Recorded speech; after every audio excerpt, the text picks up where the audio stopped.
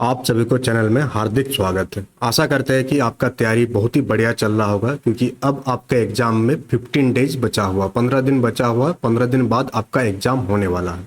आज के सेशन में हम लोग डिस्कस करेंगे 100 एमसीक्यू क्वेश्चंस, जो कि आपका टॉपिक है लैंडफॉर्म्स इन इंडिया टॉपिक से। इससे पहले कल के क्लास में हम लोग इसका डिटेल थ्योरी में हम लोग डिस्कस किए थे, डिस्क्रिप्टिव थ्योरी वाला पार्ट डिस्कस कर चुके थे। और ये सारे नोट्स जो आपको देखने को मिल रहा है, ये सारे आपके एनसीईआरटी बेस्ड नोट्स हैं। और अभी तक आपका 5 टॉपिक कंप्लीट हो चुका है ईवीएस का, और ये आपका 6ठा टॉपिक है। और सारे का नोट्स आपका एप्लीकेशन पर डाल दिया गया है। वीडियो अच्छा लग रहा हो तो वीडियो को लाइक जरूर कीजिएगा, चैनल में नए हैं तो चैनल को सब्सक्राइब कीजिएगा। तो चलिए हम लोग आज की सेशन की शुरुआत करते हैं।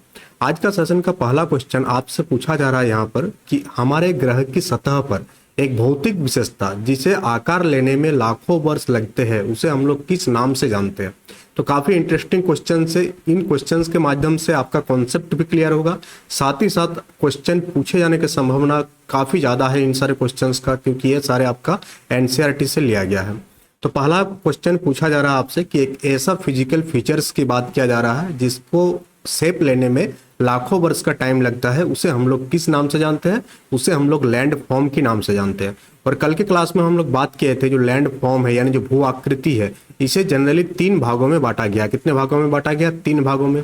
क्या क्या बांटा गया है? एक आपका आता है टाइप लैंडफॉर्म का, जिसे हम लोग माउंटेन के नाम से जानते हैं, यानी कि पर्वत। दूसरा आपका आता है प्लेट्यू यानी कि पठार के नाम से जानते हैं, जिसे हम लोग हिंदी में।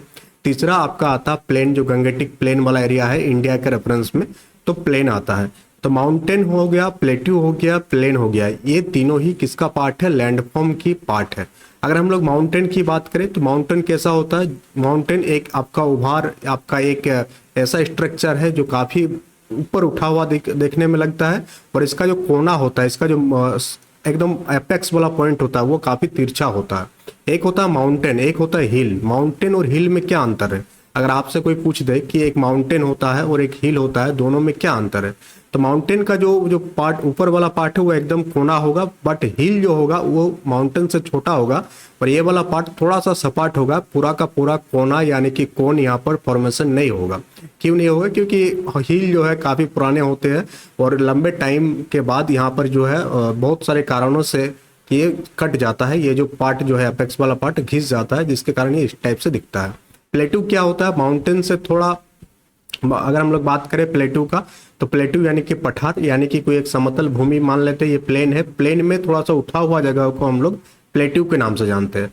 तो अगर हम लोग समुद्री सी लेवल से, मीन सी लेवल से अगर तीनों का डिस्टेंस देखें, तो सबसे ज्यादा हाइट किसका होता है? माउंटेन का होता है, उसके बाद प्लेट्यू का होता है, उसके बाद प्लेन का होता है। प्लेट्यू में हम लोग कल देखे थे दक्कन प्लेट्यू, जो मोस्ट इंपोर्टेंट रोल प्ले करता है खनिज वगैरह में।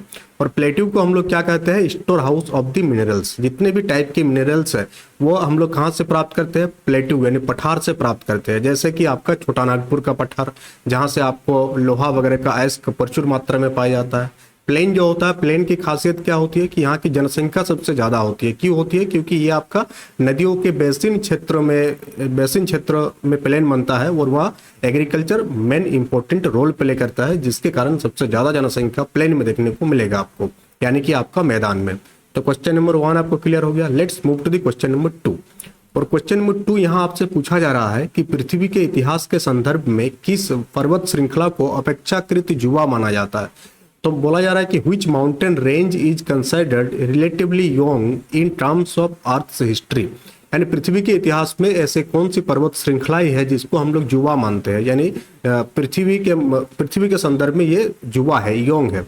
तो अगर हम लोग बात करें तो यहाँ पर हो जाएगा आपका हिमालय। हिमालय युवा पर्वतमाला सरणी है, जबकि जो अरावली रेंज हो गया, ये सारे आपका हिमालय से ज्यादा पुराना है। तो हिमालय नया है इन सारे के अपेक्षा में। कौन सा हो गया आपका? अरावली के अपेक्षा में, विंध्यान रेंज के अपेक्षा में, और एप्लाचियन के अपेक्षा में। तो सबसे युवा कौन हो जाएगा? योंग माउंटेन के श्रेणी में आ जाएगा हिमालय।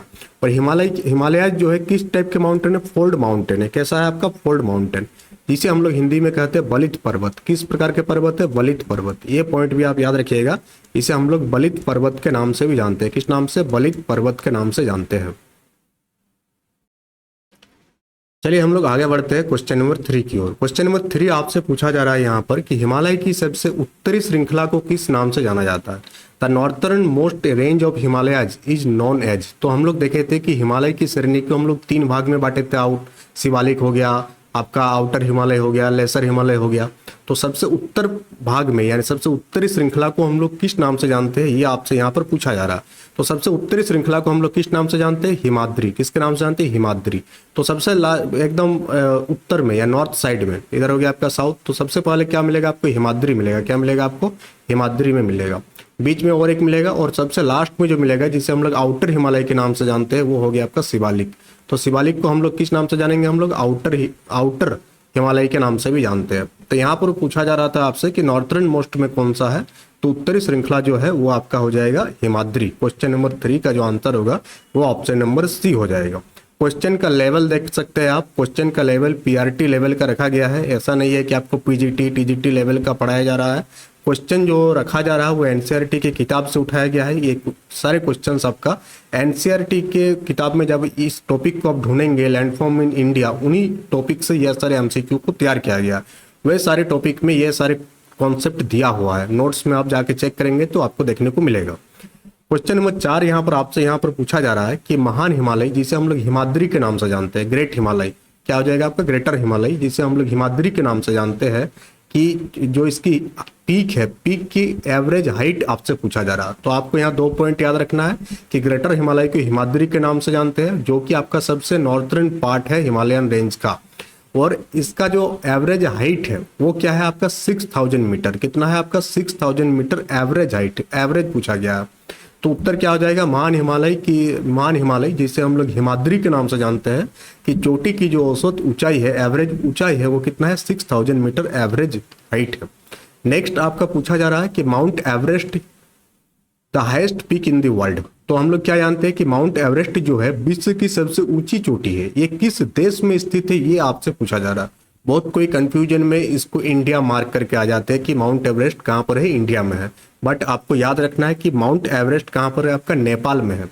और नेपाल में माउंट एवरेस्ट को किस नाम से जानते हैं, तो नेपाल में माउंट एवरेस्ट को हम लोग सागर माथा के नाम से जानते हैं। ये क्वेश्चन भी पूछ लिया जाता है कि नेपाल में हम लोग माउंट एवरेस्ट को किस नाम से जानते हैं, तो हम लोग किस नाम से जानते हैं, सागर माथा के नाम से जानते हैं। अगर हम लोग माउंट एवरेस्ट की ऊंचाई की बात करें, हाइट की बात करें, तो 8848 मीटर आपको हाइट देखने को मिलता है। कहीं कहीं देखने को मिलेगा आपको 8850 मीटर। ठीक है, ये दोनों आपको देखने को मिलेगा अलग अलग टेक्स्ट बुक में। अब ये क्या है, वर्ल्ड का सबसे हाईएस्ट पीक है, जो कि आपका कहाँ पर सिचुएटेड है, किस देश में सिचुएटेड है, नेपाल में सिचुएटेड है। अगर आपसे पूछ लिया जाए कि किस कंटिनेंट में सिचुएटेड है, तो वो आपका कौन सा कंटिनेंट, ये आपको कमेंट बॉक्स में कमेंट करके बताना है कि माउंट एवरेस्ट जो है किस महादेश की सबसे ऊंची चोटी है। नेक्स्ट आपको क्वेश्चन नंबर 6, आपका क्वेश्चन इस बार का जो सेट रखा गया है 100 क्वेश्चन का, उसमें आपको match the following, assertion, reason, true false वाला भी क्वेश्चंस देखने को मिलेगा। ये सेट तैयार करने में कल जो रात में काफ़ी मेहनत करना पड़ा, नहीं तो कल ही हम इसको अपलोड कर देते। बट क्वेश्चन की क्वालिटी को और बेहतर करने के लिए इस टाइप से सेट को बनाया गया है। तो यहाँ पर इस टाइप से क्वेश्चन आपका पूछा जा सकता है, जहाँ एक अभिकथन दे दिया जाएगा, एक कारण दे दिया जाएगा, और 4 ऑप्शन में पूछा जाएगा कि कौन सा ट्रू है, कौन सा फॉल्स है। तो पहला जो अभिकथन है वो क्या है कि हिमालय की ऊंचाई अभी भी बढ़ रही है। और कल के थ्योरी क्लास में हम लोग बात किए थे कि हिमालय की ऊंचाई बढ़ रही है। क्यों बढ़ रही है, क्योंकि जो आपका प्लेट है, ये जो इंडियन प्लेट है, ये धीरे धीरे खिसक रहा है किधर, यूरेशियन प्लेट की ओर शुरुआत से ही, और आज भी खिसक रही है, जिसके कारण हिमालय की ऊंचाई अभी भी बढ़ रही है। और कितना बढ़ रहा है हर साल, ये कितना बढ़ता है हर साल, जो पूरा का पूरा है वो 5 mm, कितना 5 मिलीमीटर, कितना 5 मिलीमीटर। तो सेकंड वाला जो है कि लिखा हुआ 5 सेंटीमीटर प्रति वर्ष की दर से यूरेशिया में धकेल रहा है, ये फॉल्स है, क्योंकि ये कितना हो जाएगा आपका 5 मिलीमीटर हो जाएगा। तो क्वेश्चन नंबर 6 का आंसर क्या हो जाएगा 5 सेंटीमीटर प्रति वर्ष के दर से यूरेशिया में धकेल रहा है। भारत अभी भी लगभग 5 सेंटीमीटर प्रति वर्ष की दर से यूरेशिया में धकेल रहा है। ठीक, तो ये पहला क्या हो जाएगा, ये हो जाएगा क्या, ए ट्रू है बट आर फॉल्स है। सही है कि ए ट्रू है और आर क्या हो जाएगा आपका फॉल्स हो जाएगा। तो क्वेश्चन नंबर 6 का जो आंसर होगा वो क्या हो जाएगा आपका, जस्ट ए मिनट, इसमें थोड़ा सा कंफ्यूजन है, ये 5 सेंटीमीटर ही होगा। जस्ट ए मिनट, ये कितना बढ़ रहा है हर महीने, हर साल 5 सेंटीमीटर ही बढ़ रहा है। कितना बढ़ रहा है, 5 सेंटीमीटर ही बढ़ रहा है। तो इसका जो उत्तर हो जाएगा, इसका जो आंसर हो जाएगा वो क्या हो जाएगा आपका ऑप्शन नंबर ए हो जाएगा, कि both A and R are true and R is the correct explanation of A. ये फॉल्स नहीं होगा, ट्रू होगा। ठीक, इसको मिटा दीजिएगा, जस्ट थोड़ा सा कंफ्यूजन हो गया था, तो कंफ्यूजन यहाँ क्लियर कर दिए कि भारत अभी भी लगभग कितना सेंटीमीटर प्रति वर्ष की दर से यूरेशिया की ओर धकेला जा रहा है, वो 5 सेंटीमीटर प्रति वर्ष की दर से, जिसके कारण हिमालय की ऊंचाई अभी भी बढ़ रही है, बट वो बहुत ही नगण्य है। क्वेश्चन नंबर 7 यहाँ आपसे पूछा जा रहा है कि लघु हिमालय और शिवालिक के बीच स्थित अनुदैर्ध्य घाटी को किस नाम से जानते हैं। तो हम लोग हिमालय के जो रेंज देखें, सबसे नॉर्थ में आपका क्या हिमाद्री है, क्या है आपका हिमाद्री है, जिसे हम लोग ग्रेटर हिमालय के नाम से जानते हैं, हिमाद्री। हिमाद्री के बाद जो रेंज आता है उसे हम लोग किस नाम से जानते हैं, उसे हम लोग लघु हिमालय या लेसर हिमालय के नाम से जानते हैं। किस नाम से जानते हैं, लेसर हिमालय के नाम से जानते हैं। और सबसे बाहर जो है जिसे हम लोग आउटर हिमालय या शिवालिक के नाम से जानते हैं, या किसके नाम से जानते हैं, शिवालिक के नाम से जानते हैं, शिवालिक के नाम से जानते हैं। अब आप यहाँ पर देखेंगे तो लेसर हिमालय और जो आउटर हिमालय है, इन दोनों के बीच एक घाटी है, एक लॉन्गिट्यूडिनल वैली है। दो घाटी किसे कहते हैं, वैली किसे कहते हैं, दो बड़े बड़े हिमालय श्रेणियों के बीच में जो खाली जगह होता है जहाँ पर जीवन बसवास करती है, तो उसे हम लोग घाटी के नाम से जानते हैं। तो इस घाटी को हम लोग किस नाम से जानते हैं, ये पूछा जा रहा है। तो लेसर हिमालय और आउटर हिमालय के बीच में जो घाटी है, इसे हम लोग दून के नाम से जानते हैं।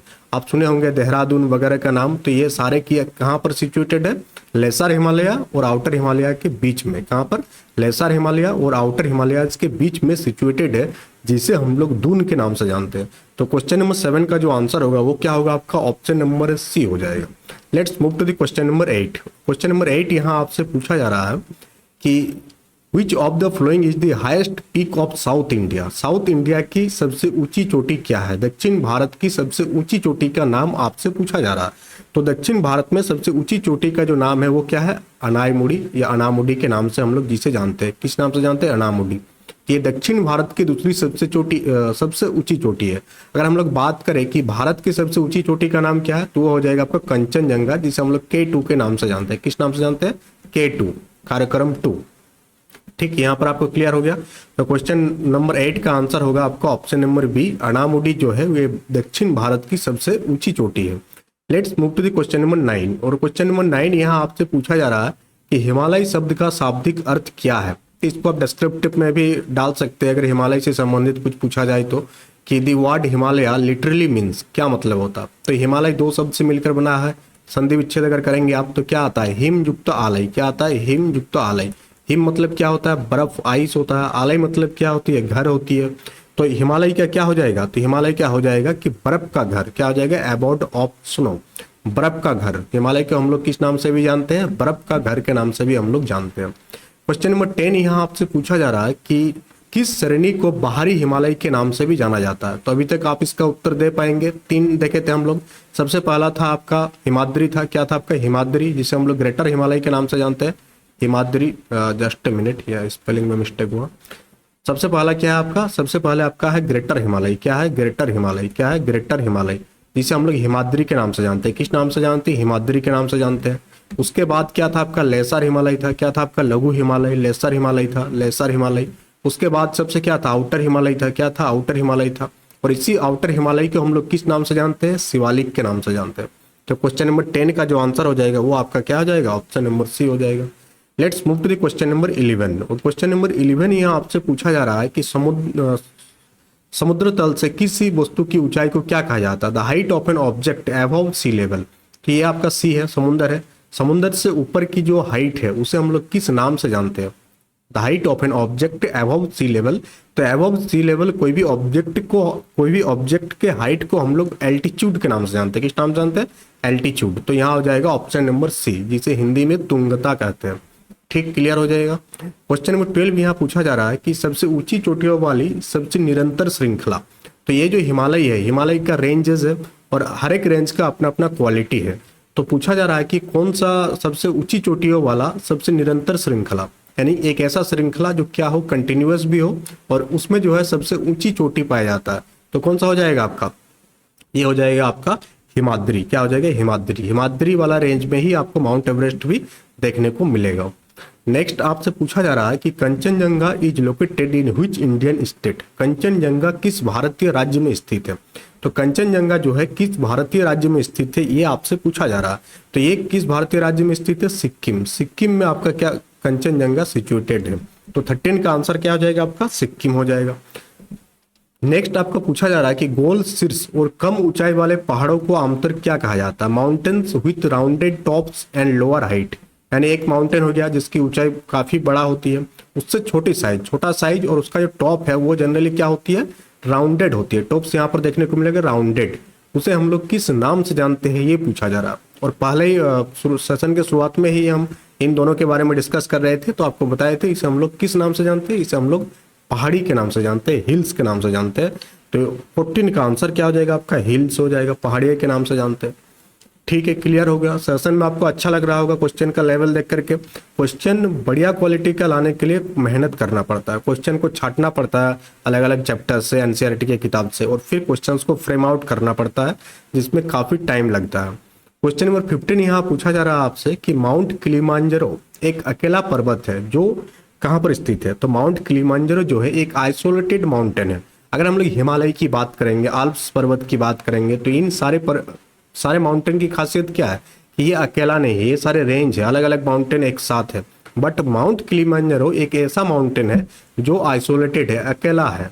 तो ये किस महादेश में स्थित है, ये आपसे पूछा जा रहा है। तो माउंट किलिमांजारो जो है ये आपका है अफ्रीका महादेश में। किस महादेश में? अफ्रीका। और अफ्रीका की सबसे हाईएस्ट पीक है। अगर आपसे पूछ लिया जाए कि अफ्रीका महादेश की सबसे हाईएस्ट पीक का नाम क्या है, तो सबसे हाईएस्ट पीक क्या हो जाएगा आपका? ये हो जाएगा माउंट किलिमांजारो। अगर आपसे पूछ लिया जाए एशिया की सबसे हाईएस्ट पीक का नाम क्या है, तो क्या हो जाएगा आपका? माउंट एवरेस्ट हो जाएगा।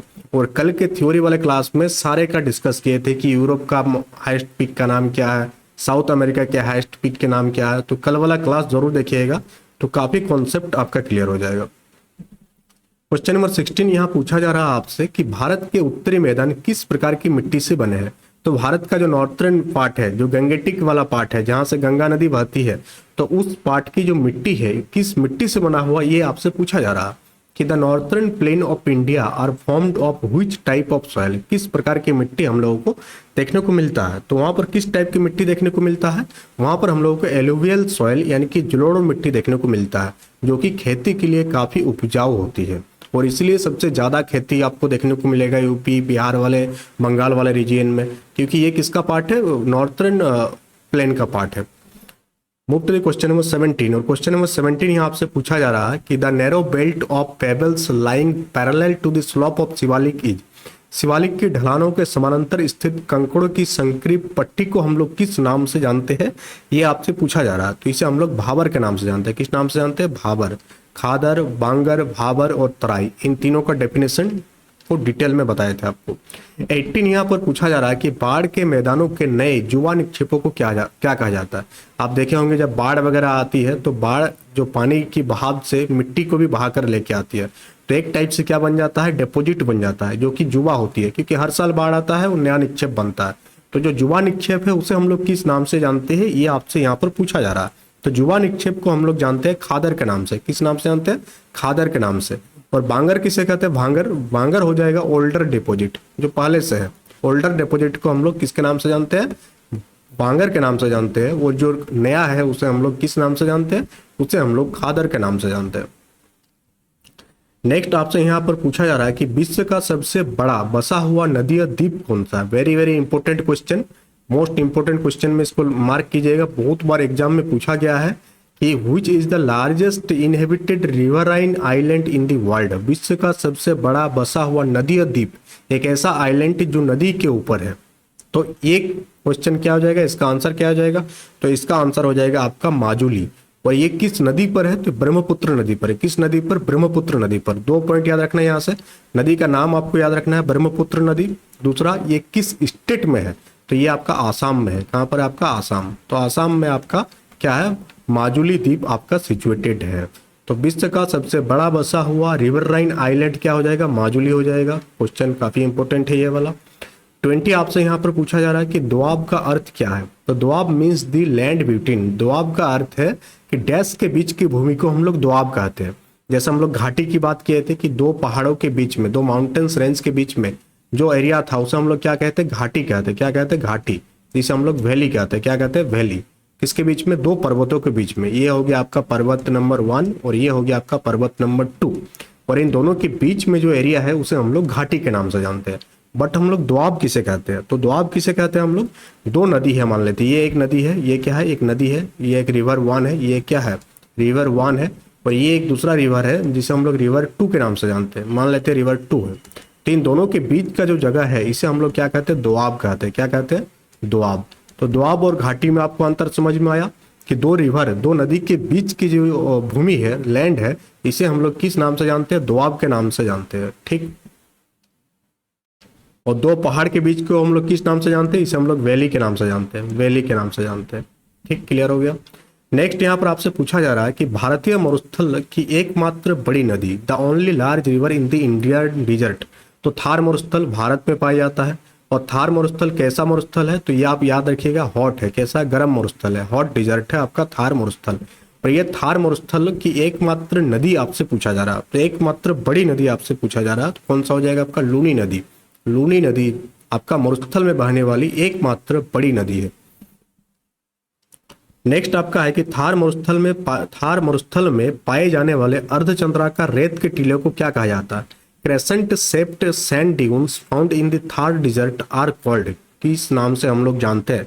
तो इसे हम लोग किस नाम से जानते हैं? इसे हम लोग बरखान के नाम से जानते हैं। किस नाम से? बरखान के नाम से जानते हैं। तो थार मरुस्थल में, थार डिजर्ट में क्रेसेंट शेप्ड जो सैंड ड्यून्स पाए जाते हैं उसे हम लोग बरखान के नाम से जानते हैं। Move to the question number 23। और 23 यहाँ पर आपसे यहाँ पर पूछा जा रहा है कि लद्दाख को अक्सर इसके डैश के कारण मूनलैंड कहा जाता है। लद्दाख को हम लोग किस नाम से भी जानते हैं? लद्दाख को हम लोग मूनलैंड के भी नाम से जानते हैं। इसके पीछे का कारण आपसे पूछा जा रहा है कि लद्दाख को हम लोग मूनलैंड जो है ये हम लोग क्यों कहते हैं? क्योंकि इस लद्दाख में उबड़ खाबड़ इलाके और चट्टाने पाए जाते हैं। जैसे चांद में आपका रग्ड टेरियन देखने को मिलता है, उबड़ खाबड़ इलाके देखने को मिलता है, इसीलिए हम लोग लद्दाख को मूनलैंड के नाम से जानते हैं।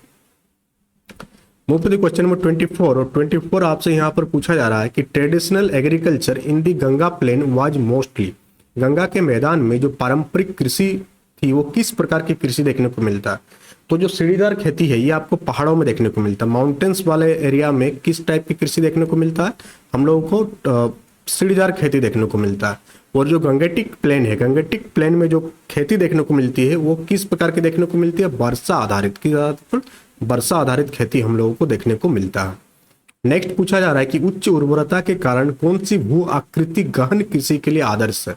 Which landform is ideal for intensive agriculture due to high fertility? तो उच्च उर्वरता के कारण भू आकृति जो गहन कृषि के लिए आइडियल है वो क्या हो जाएगा आपका? वो हो जाएगा आपका प्लेन, मैदान। मैदान में हम लोग जनरली कौन सा कृषि करते हैं? गहन कृषि करते हैं। तो सेशन अच्छा लग रहा होगा, सेशन को लाइक जरूर कीजिएगा। आज के सेशन का लाइक टारगेट 500 है। सेशन अगर आप देख रहे हैं, आपको इससे बेनिफिट हो रहा है तो आपको सिर्फ और सिर्फ लाइक करना है बस, और कुछ नहीं करना है। बाकी अगर ये सारे नोट्स वगैरह आपको चाहिए तो एग्जाम नैनो एप्लीकेशन को आप गूगल प्ले स्टोर से डाउनलोड कर लीजिएगा। वहाँ से आपको यू नोट्स का सेक्शन देखने को मिलेगा। यू नोट्स के सेक्शन में आपको टॉपिक वाइज नोट्स मिलेगा एकदम टोकन अमाउंट में। जो नोट्स का प्राइस है वो मैक्सिमम 30 रुपीज़ है, उससे कम में भी कुछ नोट्स है। मैक्सिमम 30 रुपीज़ पर टॉपिक आपको नोट्स देखने को मिलेगा। तो अगर आपको नोट्स चाहिए तो आप एग्जाम नैनो एप्लीकेशन को डाउनलोड कीजिएगा गूगल प्ले स्टोर से, और वहाँ से आप नोट्स को क्या कर सकते हैं? एक्सेस कर सकते हैं। तो चलिए हम लोग सेशन को और आगे बढ़ाते हैं। टोटल 100 क्वेश्चन रखा गया और 100 क्वेश्चन तगड़े लेवल का। 26 यहाँ पर आपसे पूछा जा रहा है कि भूवैज्ञानिक रूप से जियोलॉजिकली भारत का कौन सा हिस्सा सबसे पुराने भूभागों में से एक माना जाता है?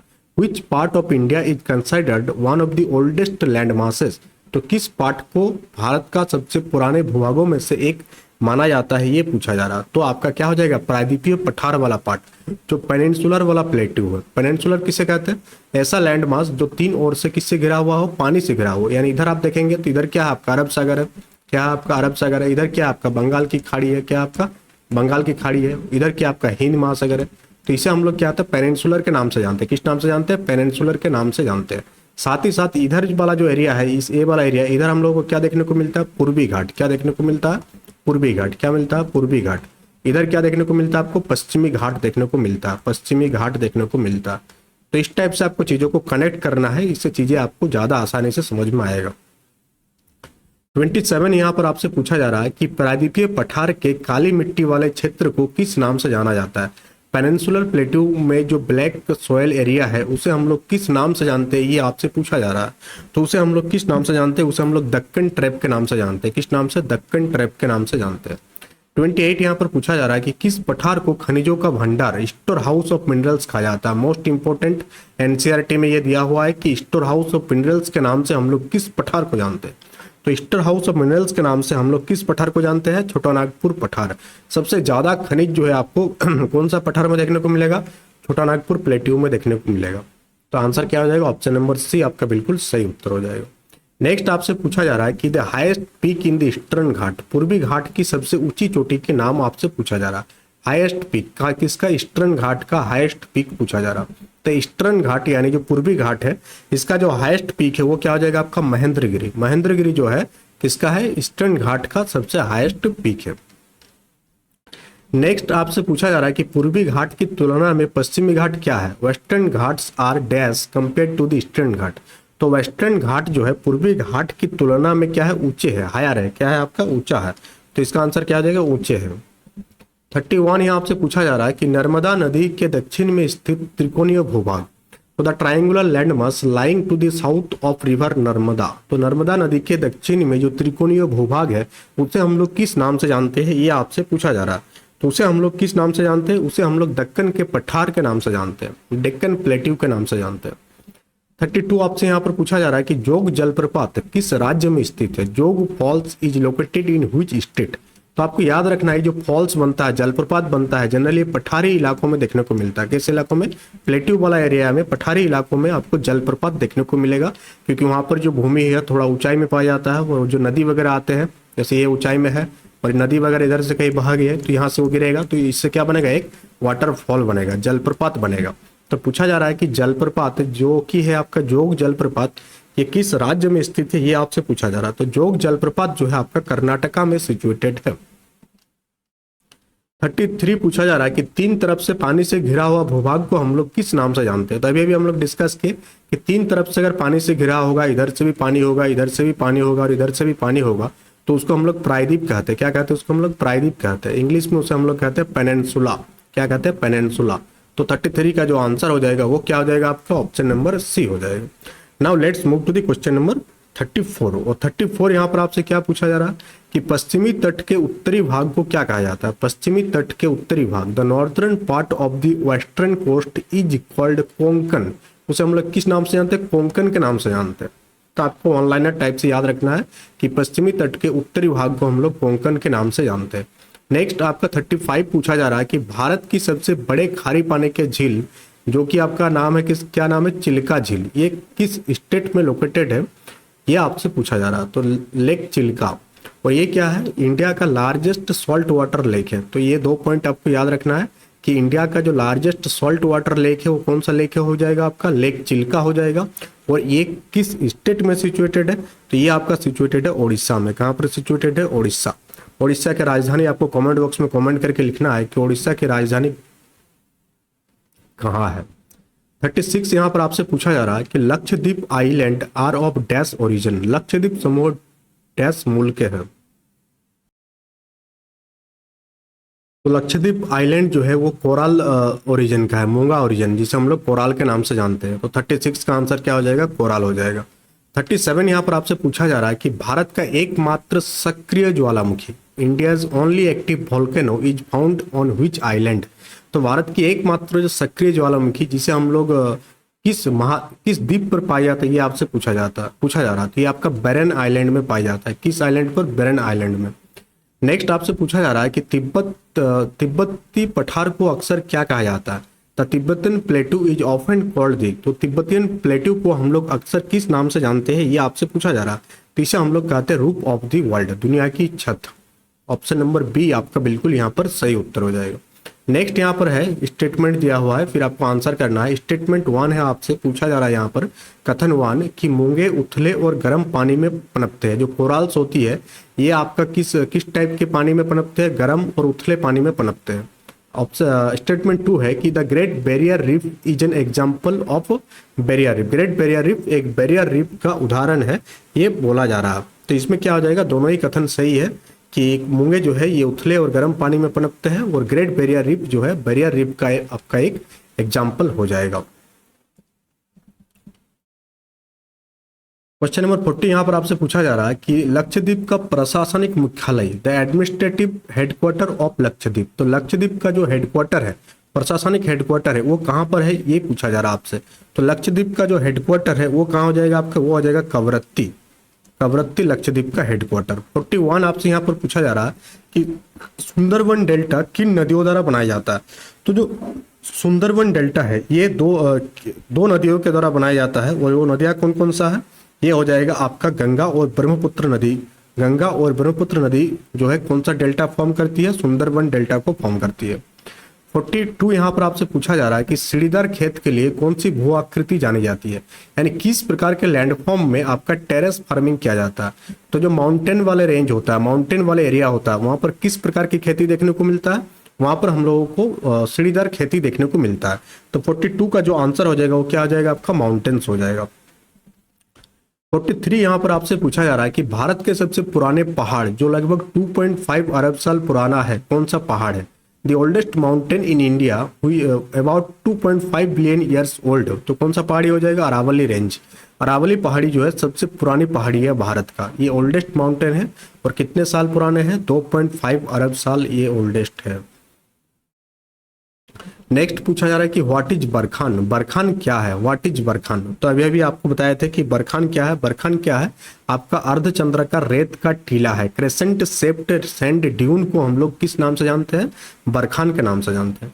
45 यहाँ पर आपसे पूछा जा रहा है कि पूर्वी तट के दक्षिणी भाग को किस नाम से जाना जाता है, the southern part of east coast. जैसे ये आपका मैप देखने को मिलेगा, तो इधर वाला में क्या ईस्ट कोस्ट है, उसका जो साउथर्न पार्ट है, इसे हम लोग किस नाम से जानते हैं, यही आपसे यहाँ पर पूछा जा रहा है। तो उसे हम लोग किस नाम से जानते हैं, उसे हम लोग कोरोमंडल तट के नाम से जानते हैं, कोरोमंडल कोस्ट के नाम से जानते हैं। 46 यहाँ पर पूछा जा रहा है कि माजुली जो है किस नदी में सबसे बड़ा बसा हुआ नदीय द्वीप है। Majuli is the largest inhabited riverine island in which river. तो इससे पहले ही डिस्कस कर चुके कि माजुली जो है ये आसाम में है, और ये किस नदी पर बसा हुआ यहाँ पर पूछा जा रहा है आपसे, किस नदी पर है, ब्रह्मपुत्र नदी पर। 47 यहाँ पर आपसे पूछा जा रहा है कि विश्व की सबसे ऊंची पर्वत चोटी कौन सा है। तो अभी अभी आपको बताई थी माउंट एवरेस्ट जो है ये वर्ल्ड की हाईएस्ट माउंटेन पीक है। नेक्स्ट है आपका कि हिमालय की ऊंचाई क्या हो रही है, हर दिन बढ़ रही है या हर साल थोड़ी सी लगभग 5 मिलीमीटर बढ़ रही है, बिल्कुल नहीं, या डिक्रीज हो रही है। तो 48 का जो आंसर हो जाएगा वो क्या हो जाएगा कि tiny bit each year about 5 millimetre. तो यहाँ पर आपको देखे ना, इसलिए कंफ्यूजन क्रिएट हुआ था। हिमालय जो है 5 मिलीमीटर बढ़ रही है, बट ये जो प्लेट घिसक रही है, जो इंडियन प्लेट यूरेशियन प्लेट की ओर घिसक रही है, वो हो जाएगा आपका 5 सेंटीमीटर की दर से हो जाएगा। तो यहाँ पर ये क्लियर हो गया आपका 48 का बी। और भी कुछ कंफ्यूजन होगा तो हम कल वाले सेशन में क्लियर कर देंगे, कोई दिक्कत वाली नहीं है। थ्योरी में आपका पूरा का पूरा डिटेल में वहाँ पर करेक्ट बताए थे, यहाँ पर कंफ्यूजन हुआ है। 49 यहाँ पर आपसे पूछा जा रहा है कि तराई क्या है, तराई डैश है। तो तराई क्या है आपका, एक तो तराई आपका गीला और दलदली क्षेत्र को हम लोग तराई के नाम से जानते हैं। एक ऐसा क्षेत्र जो वेट हो और क्या हो, दलदली हो, जो कीचड़ वगैरह वाला रीजन है, उसे हम लोग तराई के नाम से जानते हैं। क्वेश्चन नंबर 50 पूछा जा रहा है कि 2 या 2 से अधिक नदियों के मिलन बिंदु को क्या कहा जाता है। जब 2 या 2 से अधिक नदी आपस में मिले तो उस मिलन बिंदु को हम लोग किस नाम से जानते हैं, तो उसे हम लोग कहते हैं संगम। क्या कहते हैं उसको हम लोग, संगम। जैसे अभी आपका हर संगम में क्या होता है, एक हाल ही में जो हुआ था, नाम बोला जा रहा है हम, उसे हम लोग किस नाम से जानते हैं, उसे हम लोग संगम के नाम से जानते हैं। तो 50 का जो आंसर क्या हो जाएगा, कन्फ्लुएंस, संगम हो जाएगा। अब हम लोग क्वेश्चन नंबर 51 की ओर मूव करेंगे। अब जो 51 नंबर से क्वेश्चन है, बोले नंबर यहाँ क्वेश्चन नंबर 1 दिख रहा हो, बट ये ड्यू टू सम रीजन ये क्वेश्चन नंबर 1 हो गया इसका नंबरिंग, बट 51 है ये। और इसमें क्या देखने को मिलेगा, थोड़ा हाई लेवल की क्वेश्चन आपको देखने को मिलेगा जो आपका कॉन्सेप्ट को क्लियर करेगा। तो बोला क्या जा रहा है कि भारत की भूवैज्ञानिक संरचना के संबंध में निम्नलिखित कथनों पर विचार कीजिए। Consider the following statement regarding the geological structure of India. यानी आपको जियोलॉजिकल स्ट्रक्चर ऑफ इंडिया के बारे में 2 कथन दिया हुआ है। पहला कथन क्या है कि the peninsular प्लेटू is one of the most stable land blocks on earth. प्रायद्वीपीय पठार जो है, प्रायद्वीपीय पठार पृथ्वी पर सबसे स्थिर भूभागों में से एक है, पहला कथन है। सेकंड कथन है यहाँ पर कि हिमालय और उत्तरी मैदान सबसे हालिया भू आकृतियां है। कि हिमालय और नॉर्थर्न प्लेन जो है मोस्ट रिसेंट लैंडफॉर्म। तभी भी हम लोग देखे थे कि हिमालय को हम लोग किस नाम से, योंग है, हिमालय क्या है, योंग है, जिसे हम लोग फोल्ड माउंटेन्स के नाम से भी जानते हैं। तो हिमालय योंग है, यानी कि ये स्टेटमेंट ट्रू है। और साथ ही साथ जो पेनिनसुलर प्लेटू है, जिसे हम लोग प्रायद्वीपीय पठार कहते हैं, ये पृथ्वी पर सबसे स्थिर भूभागों में से एक है। तो दोनों ही ट्रू है। तो both 1 and 2 is the true. Clear हो गया। तो यहाँ से एक क्वेश्चन से आपका 2 कॉन्सेप्ट क्लियर होगा। इस टाइप के क्वेश्चन अगर पूछे जाने की संभावना है, इसलिए ये सब भी आपका डाला गया है। जैसे यहाँ पर आपका पूछा जा रहा है कि हिमाद्री श्रेणी के बारे में कौन सा कथन गलत है। यहाँ पर आप ध्यान दीजिएगा, इनकरेक्ट पूछा गया है किसके रिगार्डिंग, हिमाद्री के रिगार्डिंग। सबसे पहला स्टेटमेंट है कि it is the most continuous range, जो कि आपका ट्रू है। हम लोग जानते हैं कि हिमाद्री जो रेंज है ये सबसे निरंतर श्रेणी है। साथ ही साथ हिमाद्री की जो एवरेज हाइट है वो कितना है, 6000 मीटर है, ये भी आपका ट्रू है। फिर बोला जा रहा है कि it is composed of unconsolidated sediments, ये असंगठित अवसादों से बना हुआ है, जो कि फॉल्स है, ये अवसादों से नहीं बना हुआ है। और बोला जा रहा है कि ये इसमें हिमालय के सभी प्रमुख शिखर शामिल है। तो it contain all prominent Himalayan peaks, यानी जो प्रमुख शिखर है, जैसे माउंट एवरेस्ट हो गया, कंचनजंगा हो गया, ये सारे आपका हिमाद्रियन रेंज में ही पाया जाता है। तो ये स्टेटमेंट भी ट्रू है। बाकी ऑप्शन नंबर सी क्या है आपका, फॉल्स है। नेक्स्ट यहाँ पर बोला जा रहा है कि भाबर और तराई के बारे में, consider this feature of the northern plain, उत्तरी मैदान की इन विशेषताओं पर विचार करें। भाबर क्या है कि कंकड़ों की एक संकरी पट्टी जहां नदियां विलुप्त हो जाती है, यानी कि एक नैरो बेल्ट ऑफ पेबल्स है जहां पर वेयर स्ट्रीम्स डिसअपियर, जहां नदियां विलुप्त हो जाती है, उसे हम लोग भाबर कहते हैं। तराई किसे कहते हैं, घने जंगलों वाला एक दलदली और नम क्षेत्र। अभी बात की हम लोग, तराई क्या है, एक swampy marshy region with thick forest. तो दोनों ही जो स्टेटमेंट है वो ट्रू है। तो इसका भी आंसर क्या हो जाएगा, 1 and 2 are correct. Move to the next question. और नेक्स्ट क्वेश्चन यहाँ आपसे पूछा जा रहा है, क्या बोला जा रहा है आपसे कि पश्चिमी घाट पूर्वी घाट की तुलना में ऊंचे और अधिक निरंतर है। Western Ghat are higher and more continuous than Eastern Ghats. What is the average elevation of Western Ghat. पश्चिमी घाट की औसत ऊंचाई कितनी है। तो पश्चिमी घाट की जो औसत ऊंचाई है, एवरेज हाइट है, वो कितना आपका 900 से 1600 मीटर। सही उत्तर हो जाएगा। नेक्स्ट पूछा जा रहा है यहाँ से आपसे, बोला जा रहा है आपको कि identify the correct sequence of western coast from north to south, यानी कि जो वेस्टर्न कोस्ट है, जब आप नॉर्थ से साउथ की ओर जाएंगे तो क्या क्या आपको देखने को मिलेगा। तो इसका सही उत्तर क्या आ जाएगा, सबसे पहले नॉर्थ में आपको देखने को मिलेगा कोंकण देखने को मिलेगा, फिर कन्नड़ देखने को मिलेगा, फिर मालाबार तट देखने को मिलेगा। तो कोंकण तट, कन्नड़ तट और मालाबार तट आपका सही क्रम हो जाएगा। और ये आपका एनसीईआरटी का फैक्ट है, ये मोस्ट इंपोर्टेंट में आप मार्क कीजिएगा, आपसे पूछा जा सकता है, तो ये क्रम आप याद रखिएगा। नेक्स्ट यहाँ पर बोला जा रहा है, क्वेश्चन नंबर 6 यहाँ पर आपसे पूछा जा रहा है कि हिमालय को जुवा वलित पर्वत कहा जाता है। Himalaya are called young fold mountains. अभी हम लोग बात की, जो कि आपका ट्रू स्टेटमेंट है। तर्क दिया जा रहा है कि इनका निर्माण लाखों वर्ष पहले भारतीय प्लेट और यूरेशियन प्लेट के टकराने से हुआ था, जिसके कारण ये फोल्डेड हो गया। यानी आप समझिए कि यहाँ पर एक प्लेट है और यहाँ पर एक प्लेट है, दोनों आपस में टकराएगा, तो बीच का जो जगह है, बीच का जो एरिया होगा, वो तो फोल्ड होगा ना। तो इसीलिए हम लोग इसे फोल्ड माउंटेन्स के नाम से जानते हैं। तो दोनों ही स्टेटमेंट यहाँ पर ट्रू है। और आर जो है करेक्ट एक्सप्लेन करता है किसका, ए का। तो ऑप्शन नंबर ए यहाँ पर बिल्कुल यहाँ पर आपका सही उत्तर हो जाएगा। क्वेश्चन नंबर 7 यहाँ पर आपसे पूछा जा रहा है कि northern plain are the most densely populated regions of India. क्यों, क्योंकि यहाँ पर क्या उर्वर भूमि पाया जाता है, जो जलोढ़ मृदा पाया जाता है, एलोवेबल सॉइल पाया जाता है, जिसके कारण खेती बहुत ही ज्यादा होता है। इसलिए यहाँ का पॉपुलेशन क्या है, काफी डेंस है, घनी आबादी वाला क्षेत्र है आपका उत्तरी मैदान। तर्क दिया जा रहा है कि इन मैदानों में उपजाऊ मिट्टी, प्रचुर जल और कृषि के लिए अनुकूल जलवायु है। तो तर्क भी सही है और अभिकथन भी सही है, यानी कि both A and R are true and R is the correct explanation of A. तो ऑप्शन नंबर बी यहाँ पर आपका बिल्कुल सही उत्तर हो जाएगा। क्वेश्चन नंबर नेक्स्ट क्वेश्चन पूछा जा रहा है आपसे यहाँ पर कि प्रायद्वीपीय पठार खनिजों का भंडार है कि the peninsular प्लेटू is a store house of minerals. ठीक है, क्या बोला जा रहा है, store house of the minerals, जो कि सही बात है। नेक्स्ट है कि ये प्राचीन रवेदार, आग्नेय और कायांतरित चट्टानों से बना हुआ। तो प्रायद्वीपीय पठार जो है ये crystalline, igneous and metamorphic rock से बना हुआ है, जो कि ट्रू है। तो दोनों ही स्टेटमेंट यहाँ पर ट्रू है, यानी कि both A and R are true and R is the correct explanation of A. Question number 9 यहाँ पर आपसे पूछा जा रहा है कि लक्षद्वीप समूह को मूंगा द्वीप के रूप में जाना जाता है। कोरल द्वीप के नाम से हम लोग किस आइलैंड को जानते हैं, लक्षद्वीप आइलैंड को जानते हैं। रीजन बताया जा रहा है यहाँ पर कि they are formed from the skeleton of microscopic organism called coral polyps. तो इसका निर्माण कोरल पोलिप्स नामक सूक्ष्म जीवों की कंकालों से हुआ है, जो ट्रू है। तो असर्शन को सही व्याख्या कर रहा है रीजन आर। तो both A and R and true and R is the correct explanation of ए।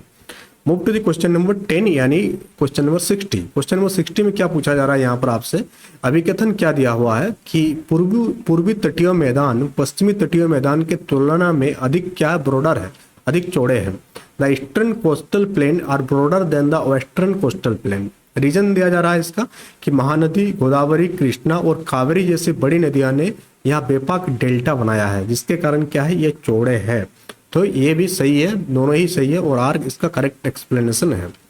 11 यहाँ पर आपसे पूछा जा रहा है और ये मोस्ट इंपोर्टेंट है, बार बार एग्जाम में पूछा जाता है यहाँ से क्वेश्चन। इसको एकदम पूरा याद कर लीजिएगा, स्क्रीनशॉट रख लीजिए कि match the flowing regional Himalayan division with river that define दम। जैसे पंजाब हिमालय किन दो नदियों के बीच स्थित है, कुमायूं हिमालय किन दो नदियों के बीच स्थित है, नेपाल हिमालय किन दो नदियों के बीच स्थित है और आसाम हिमालय किन दो नदियों के बीच स्थित है। बार बार एग्जाम में पूछा जाता है, रिपीटेडली पूछा जाता है। तो पंजाब हिमालय जो है ना, ये किसके बीच सिचुएटेड है, बिटवीन इंदस एंड सतलज।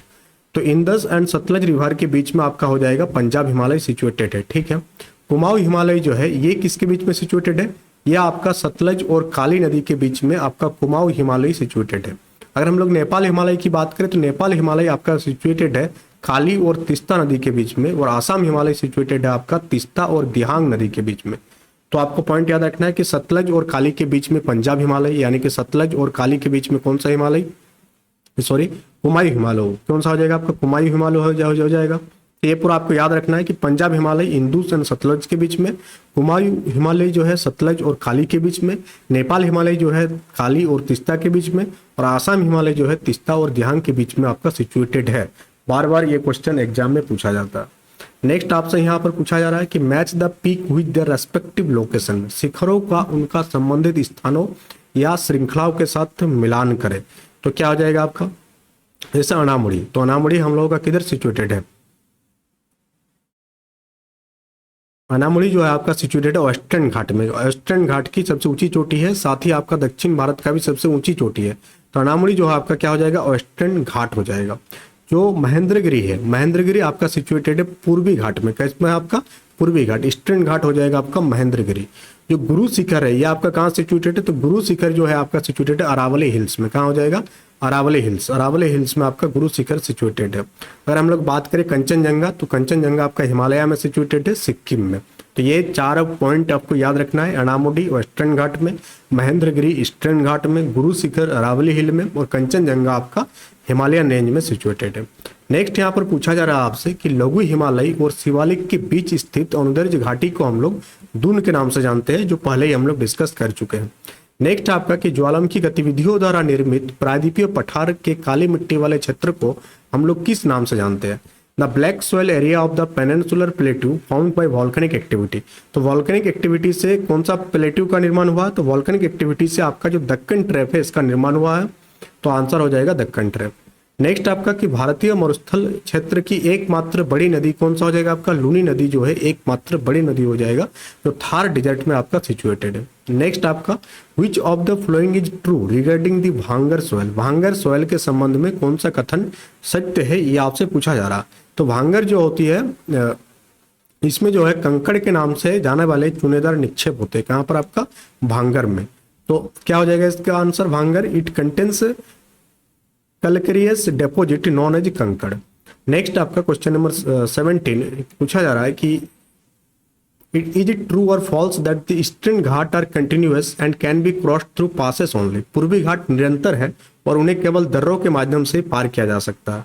तो आपको अभी अभी बताया कि ईस्टर्न घाट जो है ये आपका कंटिन्यूअस नहीं है, वेस्टर्न घाट कंटिन्यूअस है, यानी कि ये फॉल्स है। ये क्या है, फॉल्स है। और ये किसके बारे में, ये जो स्टेटमेंट है ये किसके बारे में है, वेस्टर्न घाट के बारे में है।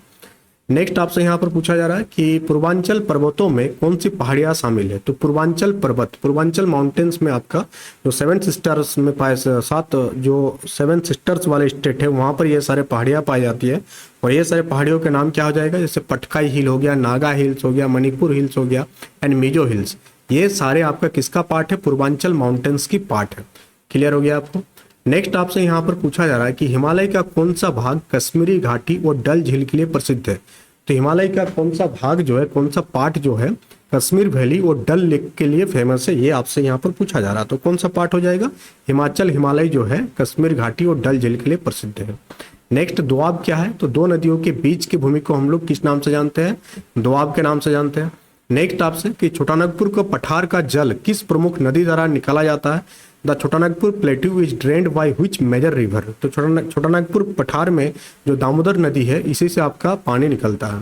नेक्स्ट आपसे पूछा जा रहा है कि भारत के किस द्वीप समूह में पिट्टी द्वीप पर एक पक्षी अभ्यारण्य है जो कि निर्जन है, which island group of India है जो bird sanctuary on Pitti island which is uninhabited, यानी वहां पर कोई भी इंसानों का बस्ती नहीं है, ये बोला जा रहा है। तो ये कौन सा हो जाएगा, लक्षद्वीप द्वीप समूह। कौन सा, लक्षद्वीप समूह।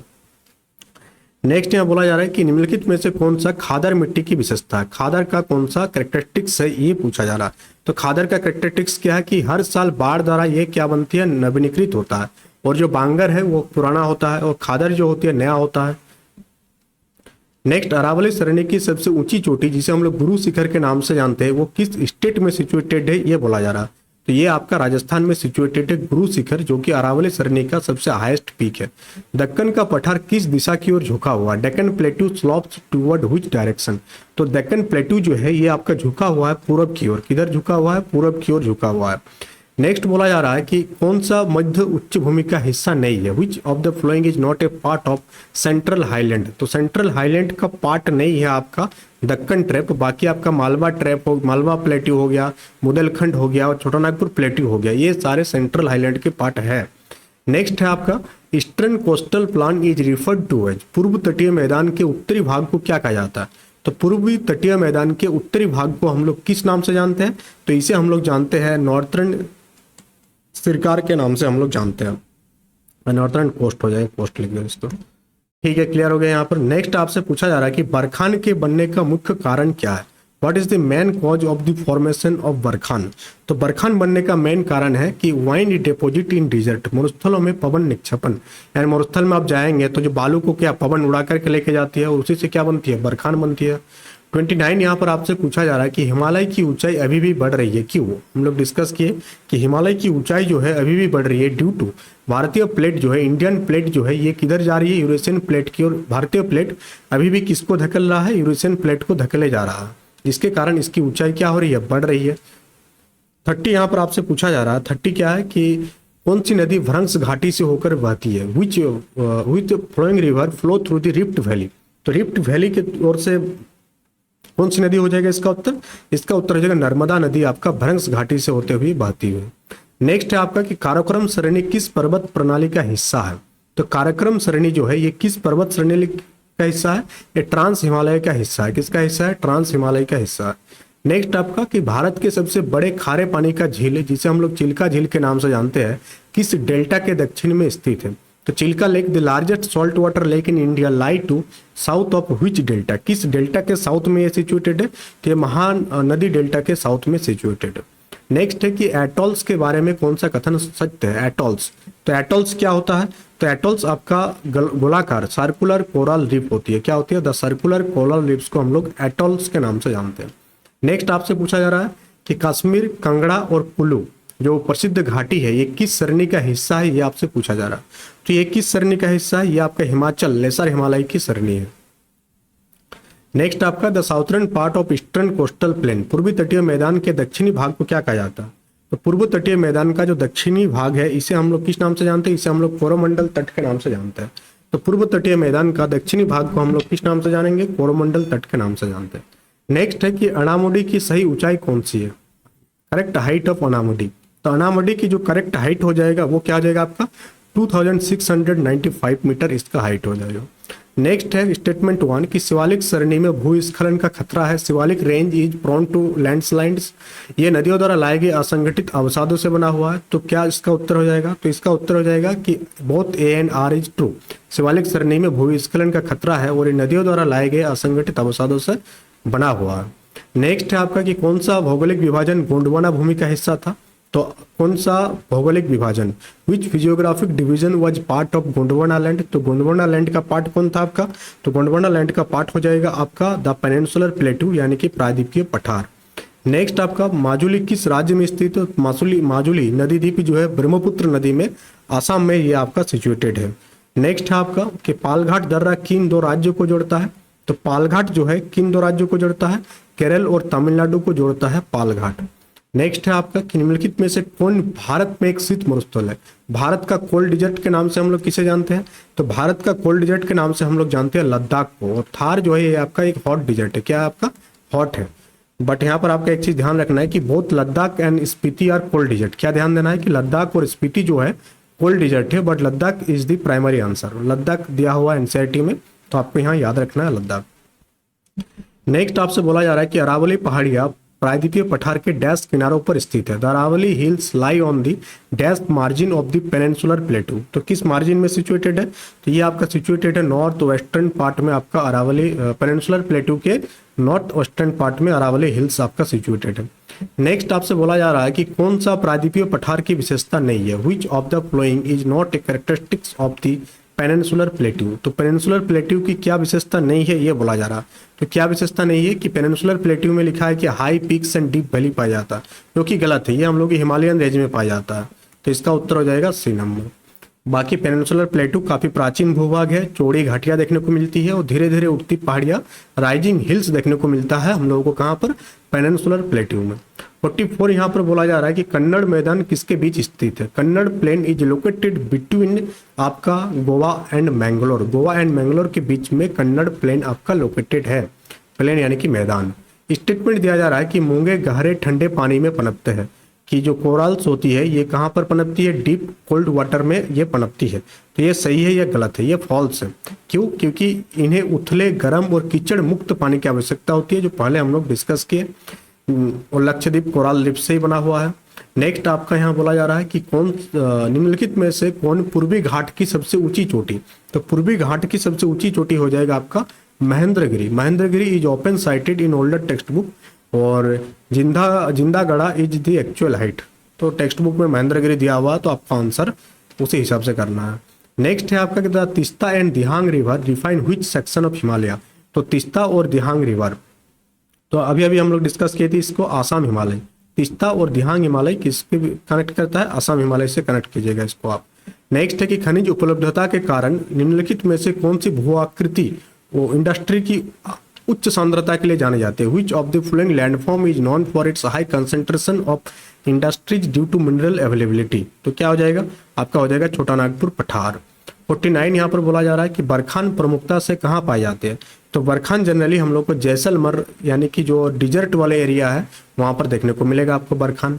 नेक्स्ट है आपका कि उत्तरी मैदान का निर्माण किस नदी प्रणाली द्वारा हुआ है? नॉर्थर्न प्लेन जो बना है वो वहां पर कौन कौन सी नदी देखने को मिलता है? तो गंगा नदी आपको, सिंधु नदी और ब्रह्मपुत्र नदी आपको देखने को मिलता है। तो इस प्रकार से आज का सेशन का टोटल 50 क्वेश्चन हम आपको कंप्लीट करा 100 क्वेश्चन कंप्लीट करा दिए, जो काफी इंपॉर्टेंट था एग्जाम पॉइंट ऑफ व्यू से। तो बहुत लोगों का डाउट था कि आपको नोट्स वगैरह कहाँ से प्राप्त होगा। तो नोट्स के लिए आप एग्जामिनर एप्लीकेशन को डाउनलोड कीजिएगा, वहाँ से आपको नोट्स देखने को मिलेगा। ये सारे नोट्स क्लास 6 से लेकर के 12 तक का जो न्यू एनसीईआरटी है उस पर बेस्ड है आपका। इसका थ्योरी वाला पार्ट आपका कल करा दिए थे और आज आपका ये था आपका एमसीक्यू वाला पार्ट। वीडियो को लाइक कीजिएगा अगर वीडियो अच्छा लग रहा तो, और वीडियो को शेयर कीजिएगा अपने दोस्तों के बीच। चैनल में नए हैं तो चैनल को सब्सक्राइब कीजिएगा, टेलीग्राम चैनल को ज्वाइन कर लीजिएगा। बहुत सारे अपॉर्चुनिटीज़ के बारे में टेलीग्राम चैनल में अपडेट करते रहते हैं। चैनल में भी आपको बहुत सारी चीज़ें देखने को मिलेगी नए नए एग्जाम के बाद भी, तो इसलिए चैनल को सब्सक्राइब करना नहीं भूलिएगा। और साथ ही अगर चैनल को आप सब्सक्राइब नहीं कीजिएगा तो आपको पता नहीं चलेगा कि कौन सा सेशन कब अपलोड कर रहे हैं, क्योंकि I am already in job और मुझे काफ़ी टाइम मिलता है तो हम सेशन अपलोड कर देते हैं। इस चीज़ को आप ध्यान रखिएगा।